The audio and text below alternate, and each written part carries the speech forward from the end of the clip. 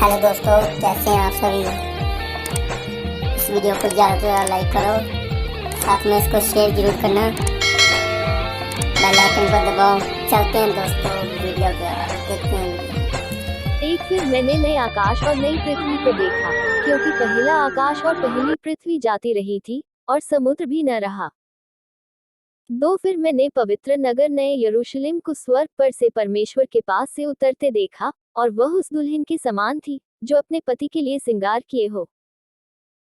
तीन फिर मैंने सिंहासन में से किसी को ऊंचे शब्द से यह कहते सुना कि देख, परमेश्वर का डेरा मनुष्यों के बीच में है। वह उनके साथ डेरा करेगा और वे उसके लोग होंगे, और परमेश्वर आप उनके साथ रहेगा और उनका परमेश्वर होगा।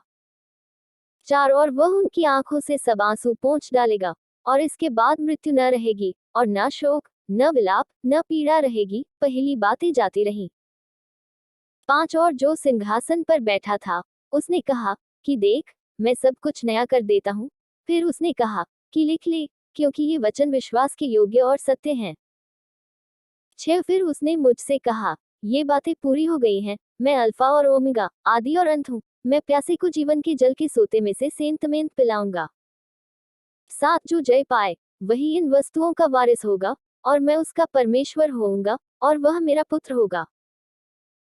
आठ पर डरपोकों और अविश्वासियों और घिनौनों और हत्यारों और व्यभिचारियों और टोन्हों और मूर्ति पूजकों और सब झूठों का भाग उस झील में मिलेगा जो आग और गंधक से जलती रहती है। यह दूसरी मृत्यु है।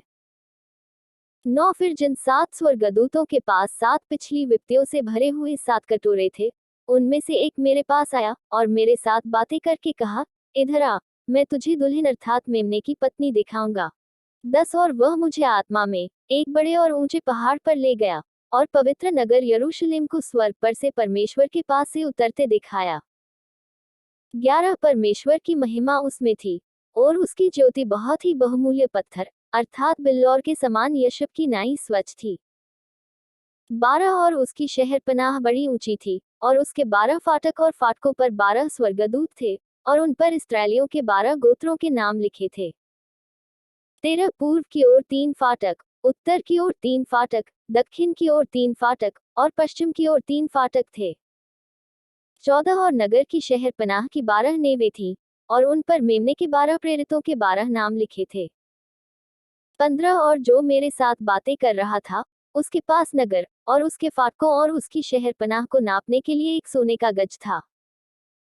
16 और वह नगर चौकोर बसा हुआ था और उसकी लंबाई चौड़ाई के बराबर थी, और उसने उस गज से नगर को नापा तो 750 कोस का निकला। उसकी लंबाई और चौड़ाई और ऊंचाई बराबर थी। 17 और उसने उसकी शहरपनाह को मनुष्य के अर्थात स्वर्गदूत के नाप से नापा तो 144 हाथ निकली। 18 और उसकी शहरपनाह की जुड़ाई यशब की थी, और नगर ऐसे चोखे सोने का था जा स्वच्छ कांच के समान हो। 19 और उस नगर की नेवें हर प्रकार के बहुमूल्य पत्थरों से सवारी हुई थी।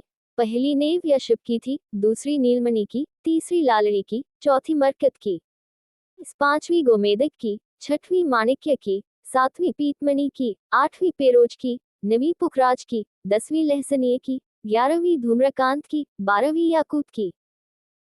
21 और 12 फाटक 12 मोतियों के थे। एक एक फाटक एक एक मोती का बना था, और नगर की सड़क स्वच्छ कांच के समान चोखे सोने की थी।